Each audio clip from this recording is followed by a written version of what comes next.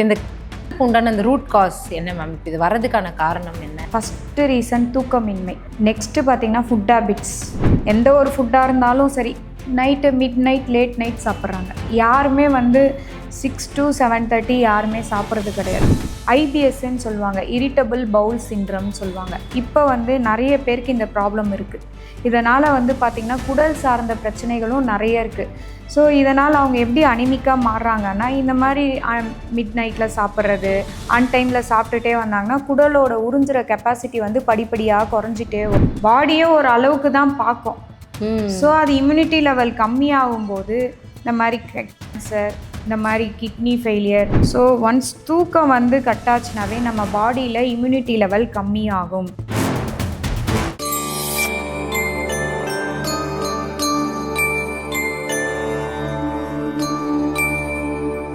வணக்கம் மேம். வணக்கம். எப்படி இருக்கீங்க மேம்? நல்லா இருக்கேங்க. நீங்கள் நல்லா இருக்கீங்களா? நல்லா இருக்கேன் மேம். இப்போது லாஸ்ட் வீடியோ நம்ம ரிவ்யூஸ் பற்றி எத்தனை ரிவ்யூஸ் இருக்குது அப்படின்றத ஒரு வீடியோவே போட்டோம். அது டைம் டியூரேஷன் எவ்வளோ தேவைப்பட்டுச்சு அந்த அளவுக்கு மட்டும் நம்ம சொன்னோம். இப்போது என்னென்னா, நீங்கள் ஒரு விஷயம் முக்கியமாக சொல்லியிருந்தீங்க. பொறுத்த மாட்டிலும் இந்த மாதிரி ரூட் காஸ்லேருந்து நாங்கள் மெடிசன் கொடுக்குறோம், அது கிளியர் பண்ணுறதுக்கு, வெறும் மேலோட்டமாக சரி பண்ணலை அப்படின்னு சொல்லியிருந்தீங்க. இப்போ இந்த உண்டான அந்த ரூட் காஸ் என்ன மேம்? இப்போ இது வரதுக்கான காரணம் என்ன? இவ்வளோ பேஷண்ட்ஸ் இன்க்ரீஸ் ஆகிறதுக்கான காரணம் என்ன? இதுக்கு மெயினான காரணம் பார்த்தீங்கன்னா, இப்போ நவடேஸ் இப்போ இருக்க ஜென்ரேஷன்ஸில் பார்த்தோம்னா, ஃபஸ்ட்டு ரீசன் தூக்கமின்மை. நெக்ஸ்ட்டு பார்த்தீங்கன்னா ஃபுட் ஹேபிட்ஸ். மூணாவதாக இன்னொரு விஷயம்னு பார்த்தோம்னா, யாருமே எப்படி சொல்கிறது, ஹெல்த்தியான ஒரு மைண்ட் செட்டில் இல்லை. ஓகே. எல்லாருமே ரொம்ப சொகுசாக லக்ஸரியாக அதை தான் நினைக்கிறாங்க.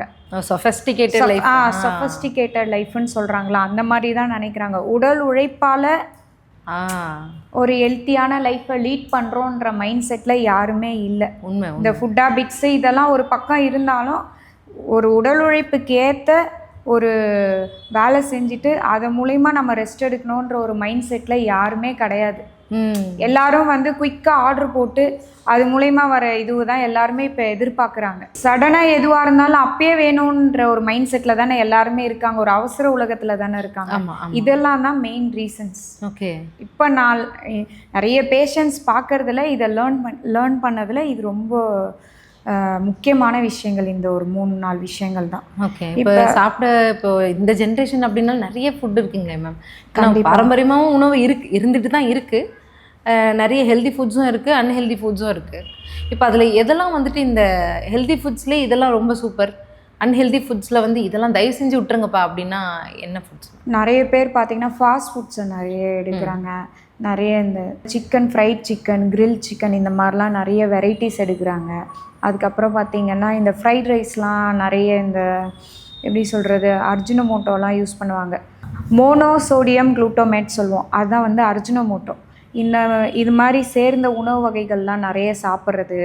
அதுக்கப்புறம் பார்த்திங்கன்னா குயிக்காக ரெடி பண்ணுற மாதிரி இந்த ஃபாஸ்ட் ஃபுட்ஸ், அதுதான் அதில் இந்த அர்ஜினோமோட்டோஸ்லாம் வரும், அந்த மாதிரி டைப் ஆஃப் ஃபுட்ஸு.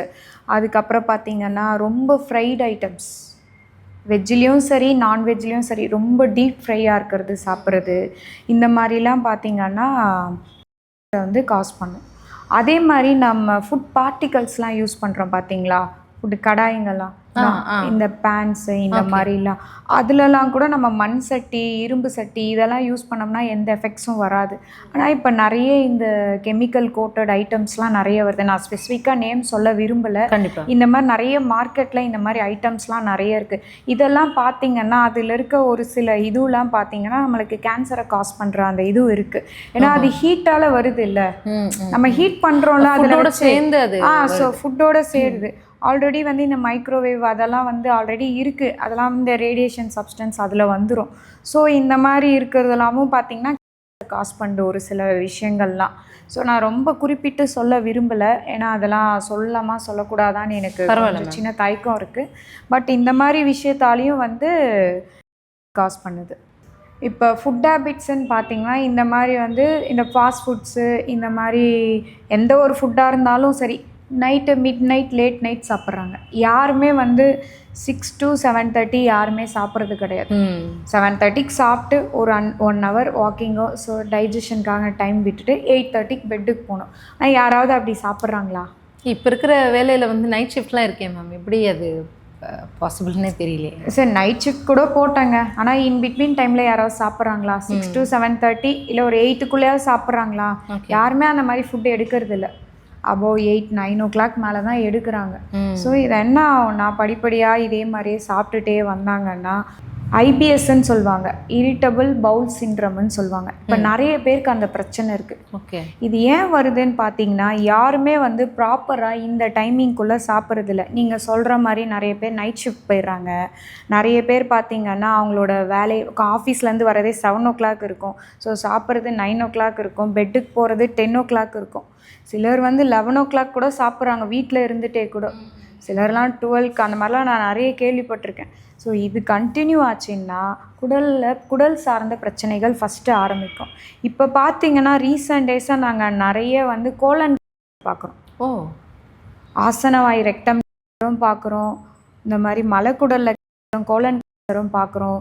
இதெல்லாம் ஏன் வருதுன்னு பார்த்தீங்கன்னா இந்த மாதிரி டைமிங் தவறி சாப்பிட்றதால ஃபுட் டைஜஷன் டைமுன்னு ஒன்று இருக்கும்ல, அந்த டைமிங்கில் வந்து நம்ம ஃபுட்டு சாப்பிட்டோம்னா அது அந்த டைமில் அது டைஜஷன் எடுத்துக்கிற டைம், அந்த டைம் தான் நம்ம சாப்பிடுவோமே. அந்த டைம்லாம் விட்டுட்டு லாஸ்ட்டாக 10-11க்கு சாப்பிடுவோம். இல்லை இப்போ எப்போ சாப்பிட்டாலுமே அது ஒரு டைஜஷன் டைம்னு ஒன்று இருக்குது. அது ப்ராப்பராக டைஜஷன் ஆகாது இல்லை. அப்படிங்களா? அன்டைமில் சாப்பிட்டிங்கன்னா எப்படி உங்களுக்கு ப்ராப்பராக டைஜஷன் நடக்கும்? இப்போ 11 o'clock சாப்பிட்றாங்கன்னு வச்சுக்கோங்களேன் எக்ஸாம்பிள், அவங்க ஒரு 1 o'clock வரைக்கும் முழிச்சிருந்து அந்த டைஜஷன் இருந்தாலும் வந்து அது ப்ராப்பராக இருக்காது. நம்ம மலம் வந்து முழுமையாக வெளியே வராது. ஸோ அங்கங்கே அது வந்து சரியாக ஜீரணமாகாமல் அங்கங்கே தேங்கி நிற்கும். இந்த நாளடைவில் வந்து இந்த கழிவுகளாக மாறும். சிலருக்கு வந்து புழுக்களாக கூட மாறும் அது. ஸோ கழிவுகள் அங்கங்கே தேங்கி நிற்கும். ஏன்னா இப்போ யாருமே ப்ராப்பராக டீடாக்ஸ் பண்ணுறது இல்லை வேறு. ஆமாம் மேம், கரெக்ட். எப்போவுமே வந்து எவ்ரி நான்வெஜ் சாப்பிட்ற பர்சன்ஸாக இருந்தால் எவ்ரி 3 monthsக்கு டீடாக்ஸ் பண்ணணும், குடலை சுத்தி பண்ணணும். நார்மல் வெஜிடேரியனாக இருந்தால் 6 months ஒன்ஸ் டீடாக்ஸ் பண்ணணும். இதை பண்ணாதான் வயிற்றில் தேங்கி இருக்க அந்த பழைய மலம்லாம் வெளியே வரும், பூச்சிக்கள்லாம் நார்மலாகவே உற்பத்தி ஆகும். இப்போ டீடாக்ஸ்ன்னு சொல்கிறீங்க, ஏதாச்சும் ஒரு வீட்டிலேயே இருந்து நம்ம டீடாக்ஸ் பண்ணணும்னா எதனா இருக்குங்களா? வீட்டிலே இருந்து பண்ணணும்னா சிலர் வந்து விளக்கெண்ணெயை குடிக்கலாம் இயர்லி மார்னிங். எல்லாருக்குமே செட் ஆகுமா? எல்லாருக்கும் செட் ஆகும். அது குடலில் இருக்க அந்த தேவையில்லாத எல்லாத்தையுமே வலிச்சு எடுத்துகிட்டு வரும் ஃபுல்லாகவே. இல்லை நைட்டு படுக்கிறதுக்கு முன்னாடி ஒரு ஸ்பூன் சாப்பிட்றணும். காலையில் எழுந்தோடனே மலம் வந்து ஃபுல்லாக குடலை ஃபுல்லாக வலிச்சிட்டு வரும்.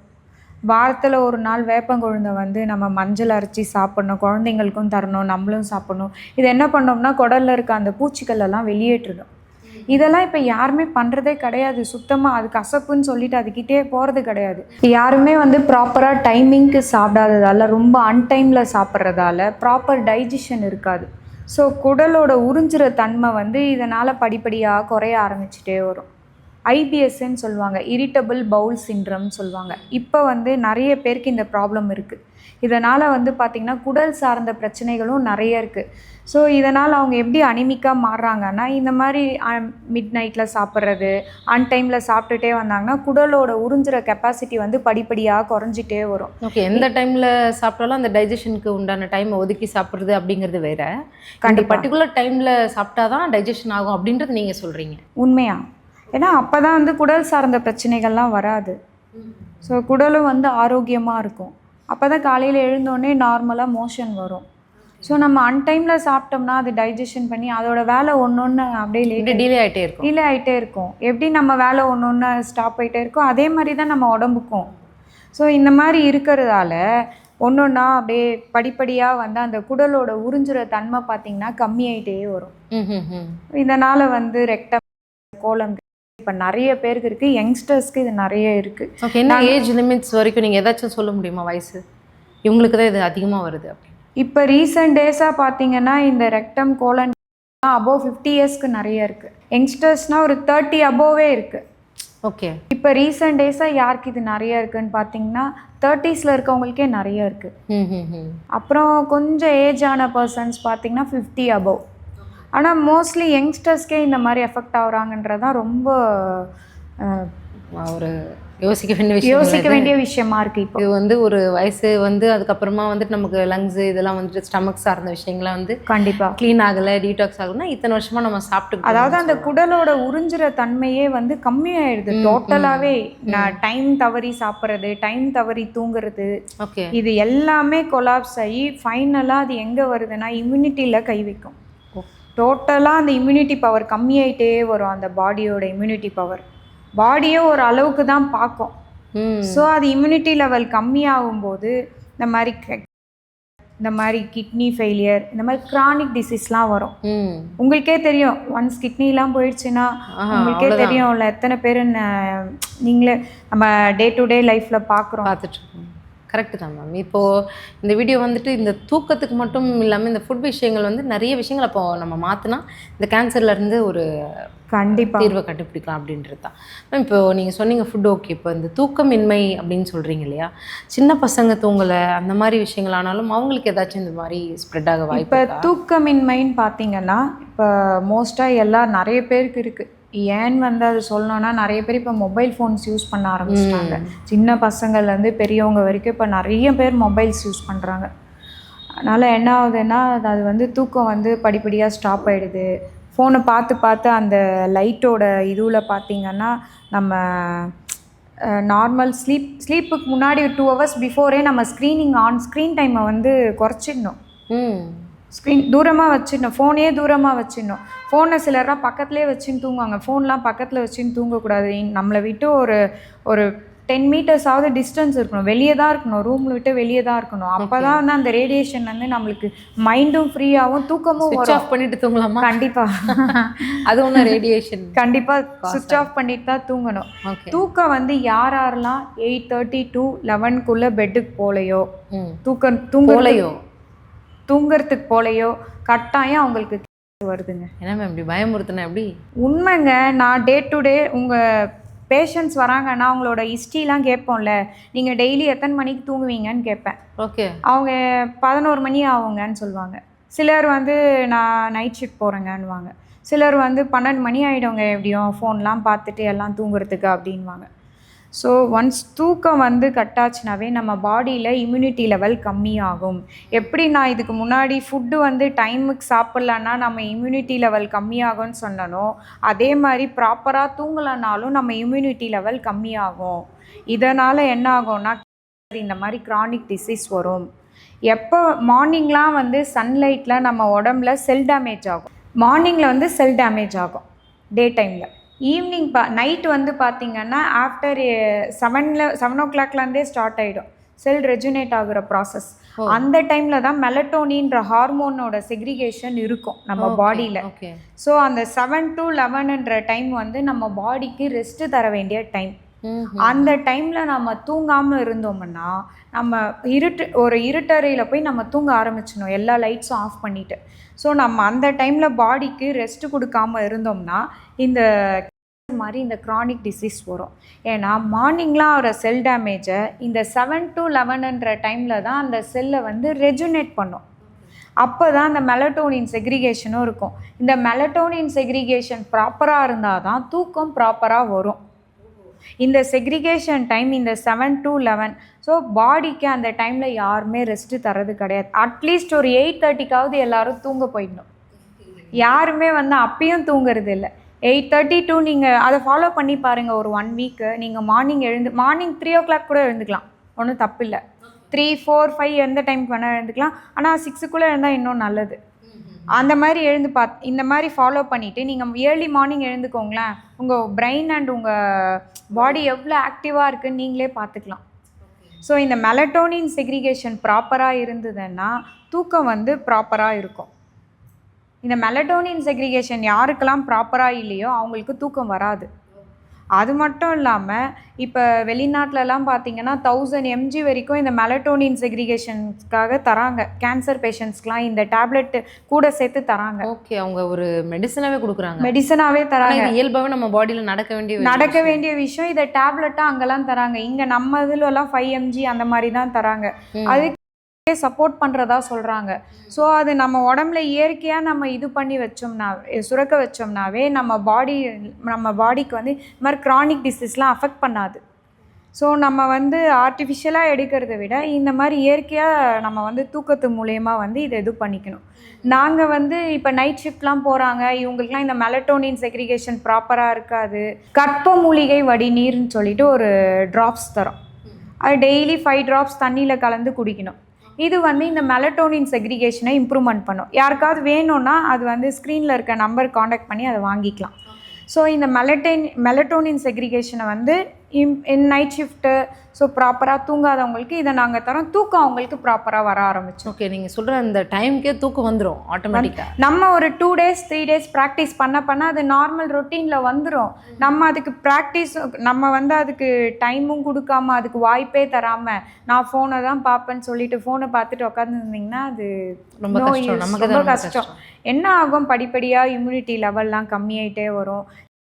அகெயின்ஸ்டாக செயல்படுற அந்த ஹார்மோன்ஸ்லாம் பார்த்திங்கன்னா எதுவுமே வந்து க்ரானிக் டிசீஸ்க்கெலாம் அகெயின்ஸ்டாக எதுவுமே செயல்பட முடியாதபடி நம்ம உடம்பு மாறிடும். ஏன்னா இம்யூனிட்டி லெவல் லோ ஆச்சுன்னா எப்படி எல்லாமே ரைஸ் பண்ணோம் க்ரானிக் டிசீஸ் வரும்போது.